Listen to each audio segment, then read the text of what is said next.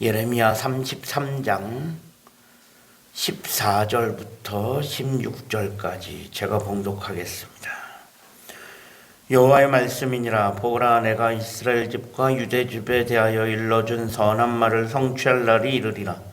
그날 그때 내가 다윗에게서 한 공의로운 가지가 나게 하리니 그가 이 땅에 정의와 공의를 실행할 것이라. 그날에 유다가 구원을 받겠고 예루살렘이 안전히 살 것이며 이 성은 여호와는 우리의 의라는 이름을 얻으리라. 아멘.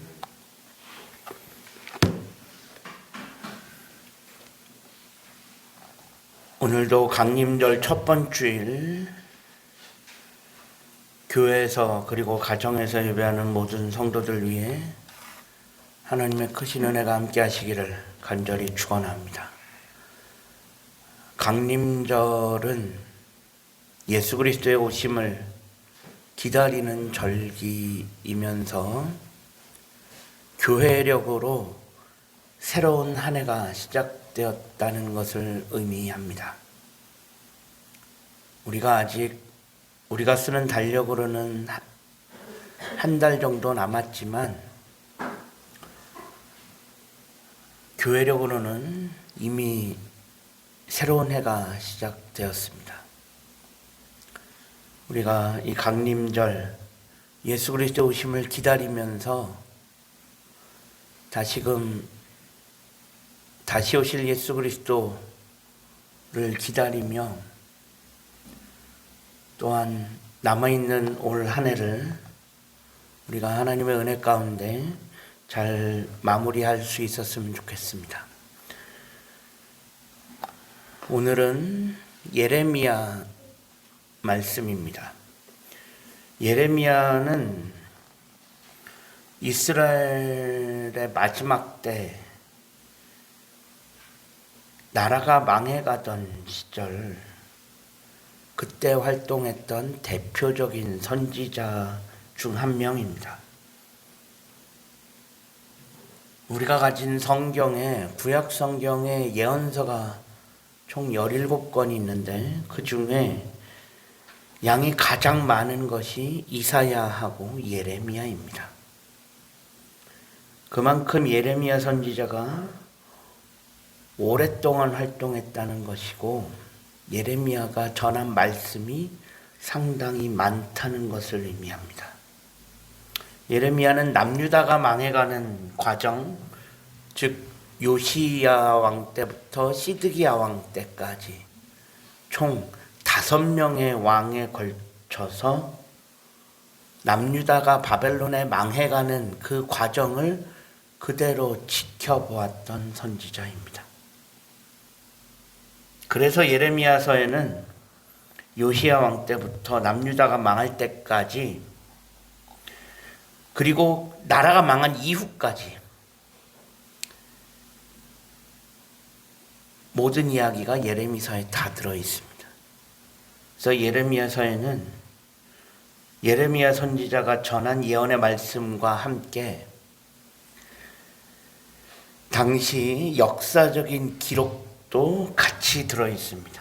그러다 보니 예레미야서 분량이 많아질 수밖에 없었을 것입니다. 그 중에 우리가 읽은 오늘 본문 예레미야 33장은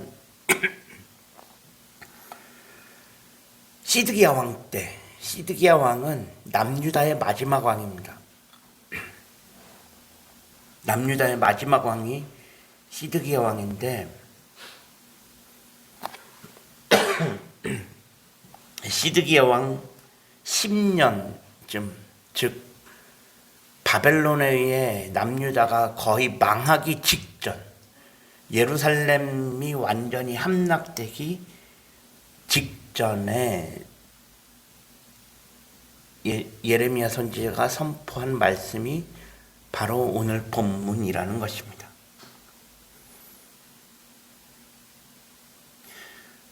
사실 남유다는 요시야 왕 때부터 시드기야 왕 때까지 꽤 오랜 시간 바벨론에 시달림을 당했습니다. 이스라엘이 남과 북으로 분열되어지고 북이스라엘은 이미 100여 년 전에 남유다보다 100여 년 전에 아수르에게 망했습니다. 그런데 북이스라엘이 아수르한테 망하는 것은 시간이 그렇게 오래 걸리지 않았습니다. 지금 우리말로 한다면 북이스라엘이 아수르에게 망하는 것은 한 방에 훅 갔다는 표현이 적절할 수 있습니다. 근데 이 남유다는 이 바벨론에게 계속적으로 5대 왕에 걸쳐서 5명의 왕에 걸쳐서 시달림을 당했습니다. 그러면서 차근차근 조금씩 무너져 갔습니다. 그래서 고통이 더했을 수도 있습니다. 차라리 한 방에 훅 가면 고통이 덜할 수도 있는데 바벨론이 남유다를 조금씩 야금야금 그렇게 괴롭혀 왔습니다. 그만큼 남유다는 고통이 더했을 수도 있습니다. 그러면서 그 시간 동안 바벨론은 총 3차례에 걸쳐서 남유다 사람들을 바벨론의 포로로 끌어갔습니다. 그래서 예레미야 25장에 보면 남유다 사람들 중에서 소위 괜찮은 사람들, 쓸만한 사람들, 사회적으로 좀 괜찮다 싶은 사람들은 다 바벨론으로 데려갔다라고 되어 있습니다. 즉 남유다에는 누구만 남았냐? 병들고 늙고 그러니까 사회적으로 별 볼 일 없다라고 생각되어지는 그런 사람들만 남유다에 남겨놨다는 거예요. 그리고 그와 반대로 좀 괜찮다, 쓸만하다 싶은 사람은 다 바벨론으로 끌려갔습니다.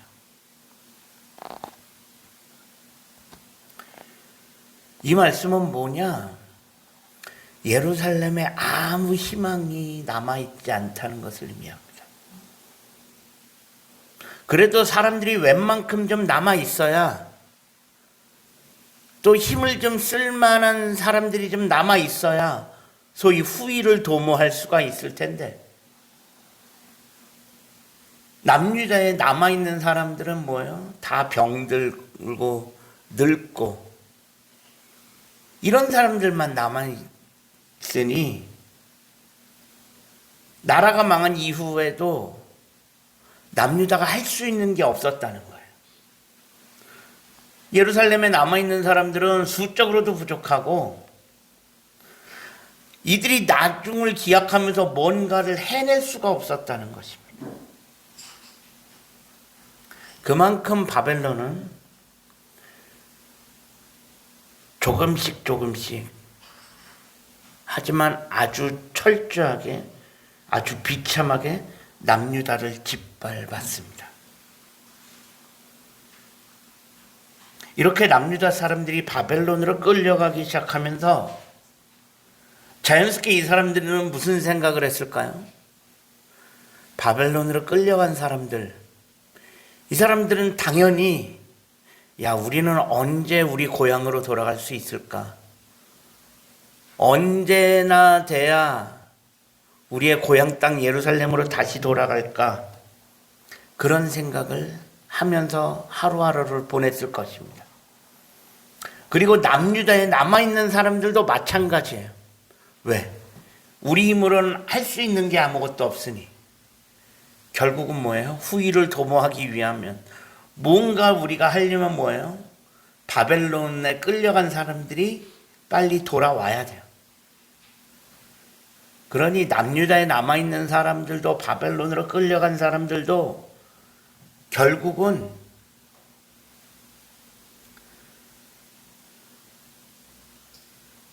하루속히 돌아오는 날을 기다릴 수밖에 없었던 거예요.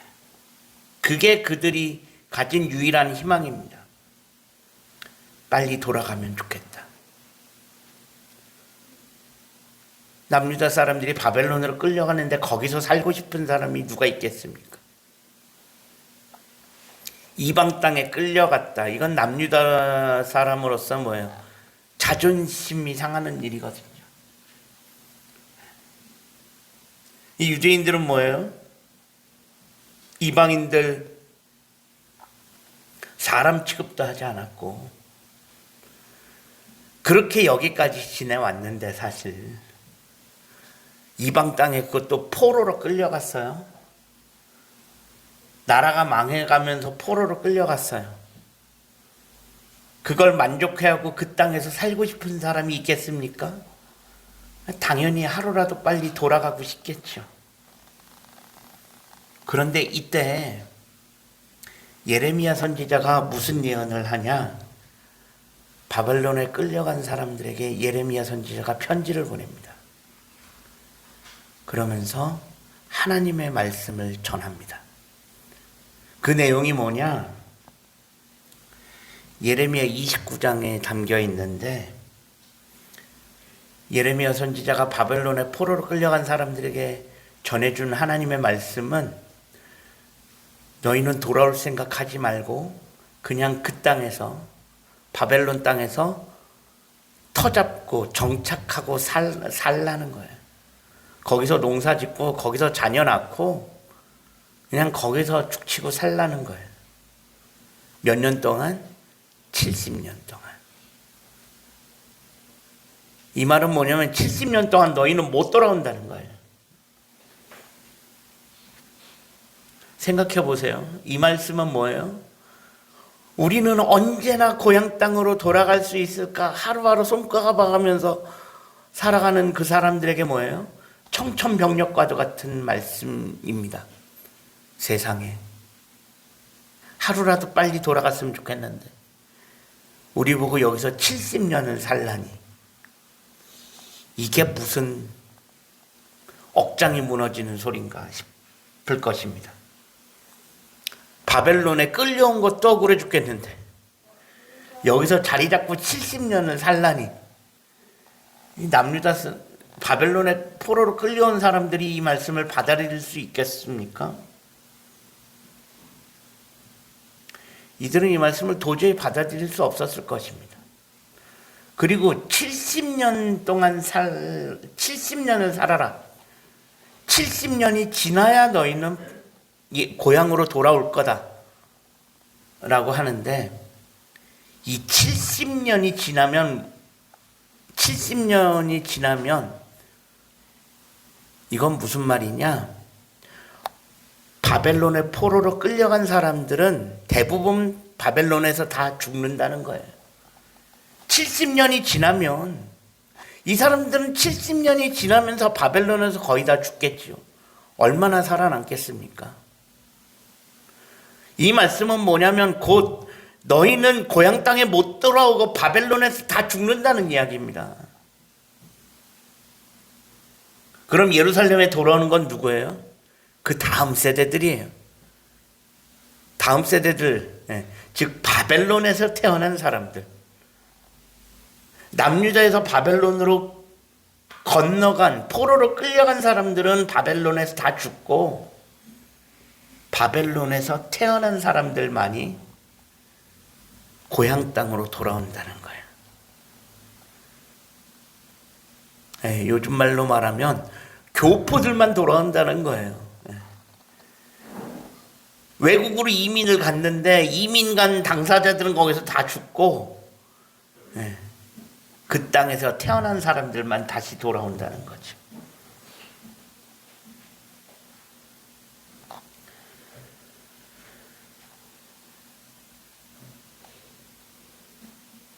사람들에게 이 말씀이 어떻게 들렸을까?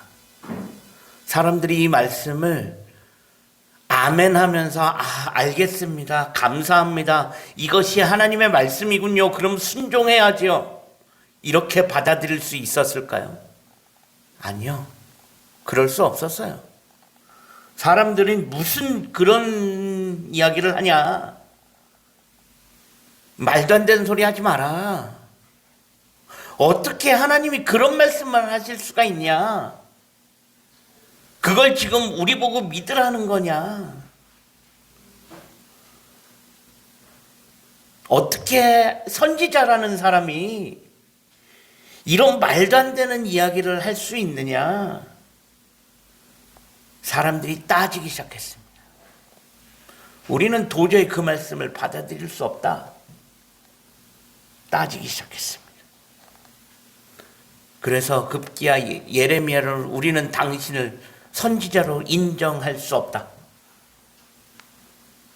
그러면서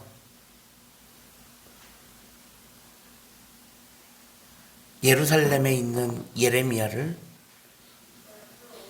잡아 가두고 죽이려고까지 하는 시도가 있었습니다. 그건 뭐냐면 그만큼 예레미야가 전한 그 말씀을 도저히 받아들일 수가 없었던 겁니다. 그런 과정들이 있었습니다. 중간중간에. 그리고 오늘 본문 예레미야 33장은 아까 말씀드린 것처럼 나라가 망하기 직전이에요. 네. 시드기야 왕 거의 마지막 때 나라가 예루살렘이 바벨론에 의해 완전히 멸망당하기 직전인데 오늘 읽지는 않았지만 예레미야 33장 1절에 보면 예레미야가 시위대 뜰에 갇혀 있을 때라고 되어 있습니다. 이것은 뭐냐면 예레미야가 갇혀 있다는 거예요. 예레미야가 왜 갇혀 있게 됐을까? 제가 조금 전에 설명을 드렸죠. 네. 예레미야가 전한 말씀 70년 동안 바벨론에서 터잡고 살아라고 하는 그 말씀으로 인해서 뭐야? 사람들이 뿔따구가 나갔고 예레미야를 잡아 가둔 거예요. 그래서 지금 예레미야가 갇혀 있어요.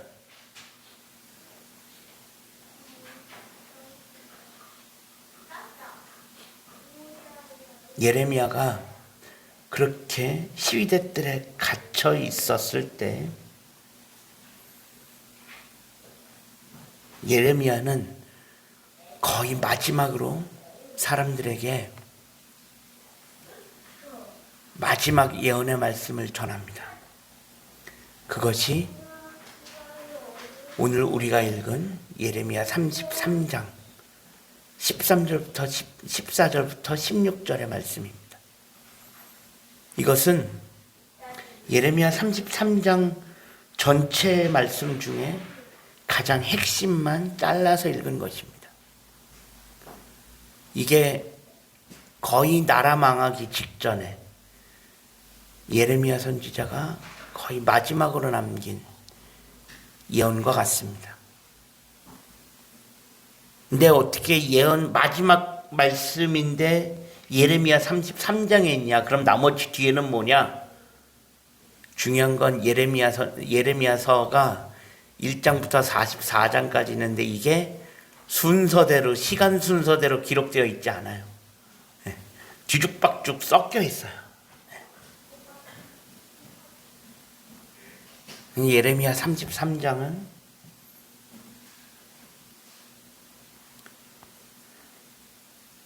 남유다가 예루살렘이 바벨론에 완전히 함락되기 직전에 예레미야가 갇혀 있으면서 마지막으로 전한 하나님의 말씀이다라는 것입니다. 그런데 그 약속의 말씀이 뭐냐? 예레미야 선지자는 오늘 말씀은 결국 우리에게 예레미야 선지자를 통해서 약속의 말씀을 굳게 믿고 기다릴 것을 요청하고 있습니다.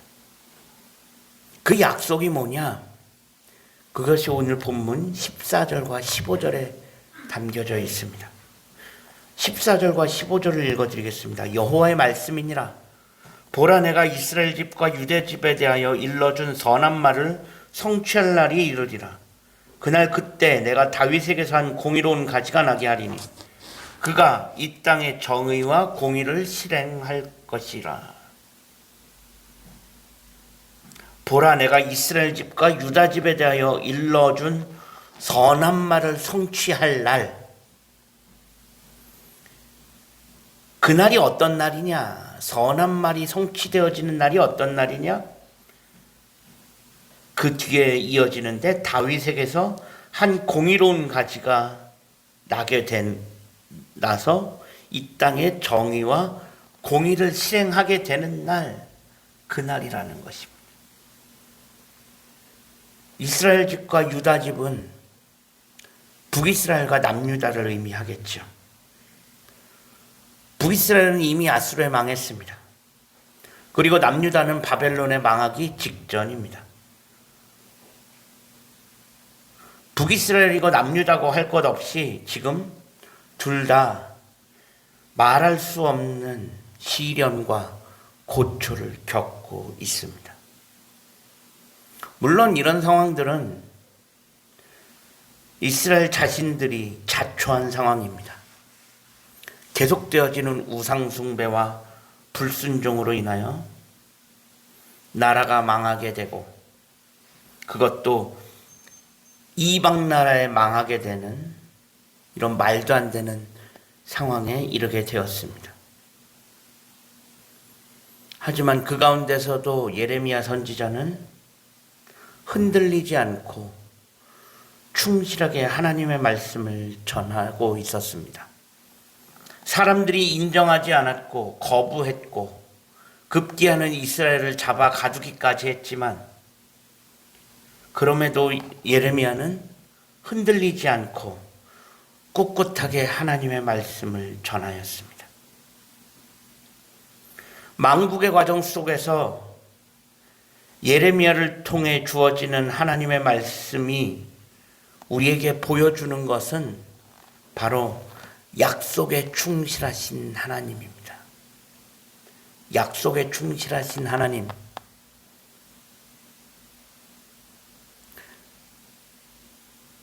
우리와 하신 약속은 분명하게 지키시는 하나님. 그것은 말을 바꾸면 하나님의 말씀은 반드시 이루어진다라는 것입니다. 그래서 예레미야 선지자는 이미 여러 차례 지금까지 하나님이 주신 약속의 말씀을 전한 바 있습니다. 그리고 예레미야 선지자가 전한 하나님의 말씀은 시간 차이는 있지만 하나도 빠짐없이 다 그대로 이루어졌습니다. 예레미야 선지자가 바벨론에 끌려간 사람들에게 70년을 거기서 살아라, 70년이 지나면 너희들이 돌아올 거다라고 이야기했는데, 그 말씀대로 70년이 지나자 바벨론 사람들은 유다로 돌아오기 시작했습니다. 결국 하나님의 말씀은 하나도 땅에 떨어지지 아니하고 그대로 이루어진다라고 하는 것. 우리 하나님은 어떤 하나님이냐? 약속에 충실하신 하나님이다 라는 것을 보여주는 것입니다. 그러면서 예레미야 선지자가 오늘 본문을 통해서 마지막으로 전하는 약속의 말씀이 바로 무엇이냐? 다윗의 가문으로부터 공의로운 가지를 일으켜 줄 거다라는 것입니다. 다윗 가문으로부터 나오는 공의로운 가지는 뭐예요? 결국 예수 그리스도를 의미합니다. 그래서 이스라엘 백성들은 사실 예전부터 뭐예요? 메시아가 올 것을 기대하고 살았던 사람입니다. 그런데 오늘 본문 15절에 보니 그 약속이 성취되어질 날이 오고 있다고 합니다. 이 땅에 정의와 공의가 실행되어질 것이다. 여기서 말하는 정의와 공의는 하나님 나라의 통치 방식입니다. 그러면서 동시에 하나님의 마음입니다. 하나님은 판결을 공의롭게 하실 뿐만 아니라 약자를 돌보시고 약자의 권리를 지키시는 하나님이십니다. 그러면서 오늘 본문 마지막인 16절을 보면 예레미야 선지자는 하나님께서 다윗의 가문에 공의로운 가지를 일으키실 그날 예루살렘에 이루어질 일들을 이렇게 예언합니다. 그날에 유다가 구원을 받고 예루살렘이 안전히 살 것이고 이 성은, 예루살렘 성은 여호와는 우리의 의라는 이름을 얻게 될 것이다.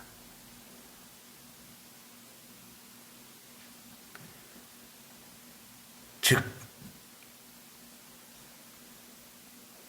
다윗의 집안으로부터 공의로운 가지가 일어나는 날, 그날 유다가 구원을 받고 예루살렘이 안전하게 살게 된다는 것입니다. 결국 너희가 지금 비록 나라가 거의 다 망해갔고 많은 사람들이 바벨론의 포로로 끌려가 있지만 그럼에도 불구하고 너희들이 붙잡아야 하는 건 뭐다? 하나님의 말씀밖에 없다는 것입니다. 그 하나님의 약속의 말씀을 붙잡고 그 약속의 날을 기다리라는 것입니다. 기다린다는 것은 뭐냐? 그것은 희망이 있다는 것을 의미합니다. 기다림은 곧 희망입니다. 우리가 뭘 기다립니까? 보통 좋은 것을 기다립니다. 아이들이 자기 생일을 기다리죠. 왜? 좋은 선물을 받을 것 같아서 기다리고. 아이들이 크리스마스를 기다리는 것은 크리스마스에 좋은 선물을 받을까 싶어서 기다리는 거죠. 사람들에게 보통 기다림은 뭐예요? 보통 희망입니다. 지금보다는 좀 나아질 것을 기대하고 지금보다는 더 좋아질 것을 기다리는 것입니다. 우리가 지금 코로나라고 하는 이 시대를 거의 2년 가까이 지금 이렇게 살아가고 있지만 그래도 우리 가운데는 뭐예요?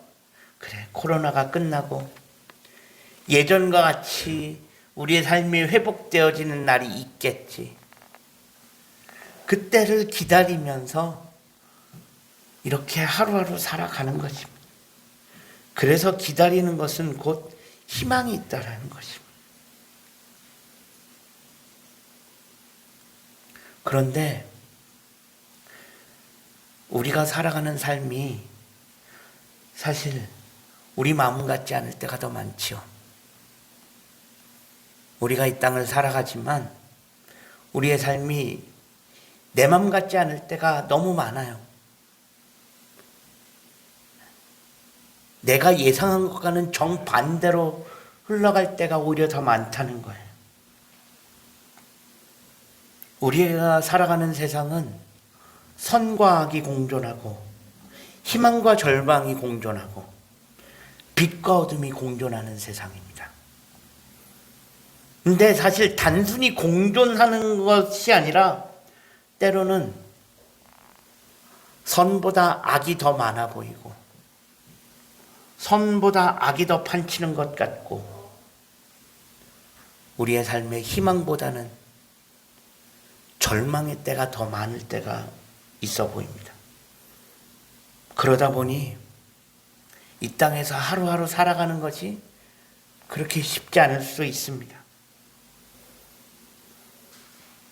어떻게 살아가나야 알지 못할 때도 있고 소위 앞이 보이지 않을 때가 있습니다. 앞이 막막할 때가 있습니다. 그런 세상을 살아가는 우리에게 하나님께서는 오늘 예레미야서 말씀을 통해서 다시금 한 가지를 말씀해 주십니다. 그것은 뭐냐? 하나님의 약속을 붙잡으라는 것입니다. 그 옛날 남유다가 망해가는 그 과정 속에서 하나님께서 예레미야 선지자를 통해서 약속의 하나님, 약속대로 성취하실 그 하나님을 붙잡고 기다리라고 말씀하셨던 것처럼 오늘 우리에게 동일하게 그 말씀을 해주고 계십니다. 그것은 하나님의 약속을 붙잡으라는 것입니다. 하나님의 약속은 언젠가 이루어진다라는 것입니다. 우리는 지금 초림과 재림의 중간 시대를 살아가고 있습니다. 예수께서 인간의 몸을 입고 이 땅에 오신 초림은 지나갔습니다. 우리는 지금 영광 중에 다시 오시겠다라고 하는 그 말씀을 붙잡고 살아가는 사람들입니다. 이 땅을 살아가는 우리에게 유일한 희망이 하나 있다면 그것은 영광 중에 다시 오시겠다라고 하는 것입니다. 우리 주님께서 영광 중에 다시 오실 것이다 라고 하는 것, 그것이 바로 우리의 희망입니다. 우리가 강림절을 시작하면서 다시금 우리가 그 약속의 말씀을 붙잡고 살아갈 수 있기를 간절히 소망합니다. 비록 한 치 앞도 내다볼 수 없는 그런 시대를 살아가고 있는 우리에게 그럼에도 불구하고 하나님의 말씀은 이루어질 것이고 우리에게도 하나님의 말씀은 그 말씀대로 그대로 이루어질 것이다 라고 하는 것입니다. 그 말씀이 곧 우리에게 희망이 되는 줄로 믿습니다. 그 말씀 붙잡고 영광 중에 다시 오실 그 주님을 기다리며 살아갈 수 있는 우리 모두가 되어줄 수 있기를 주님의 이름으로 간절히 축원합니다. 기도하겠습니다. 하나님, 여기까지 우리를 지키시고 인도하신 하나님의 은혜를 기억합니다. 그리고 앞으로 우리를 인도하시고 우리에게 부어주실 하나님의 은혜를 기대합니다. 강림절을 시작하면서 약속대로 행하실 그 하나님을 다시금 기대하며 우리에게 해주신 그 약속의 말씀 그대로 이루어 가실 그 하나님, 그 하나님의 말씀을 붙잡고 기대하며 살아갈 수 있는 우리 모두가 되어질 수 있게 하여 주옵소서. 예수 그리스도의 이름으로 간절히 기도합니다. 아멘.